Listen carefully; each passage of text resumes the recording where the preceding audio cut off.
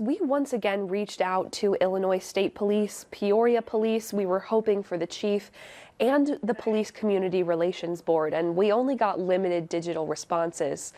We had a family member contact us, but that did not lead to an interview. But we did bring our questions today to the mayor.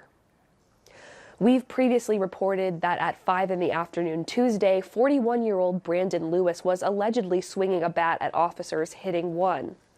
We know officers Veronica Orozco and DeMonte Williams were involved and currently on leave, but we do not know which one used a stun gun, which one fired a gun, nor who was hurt or how badly.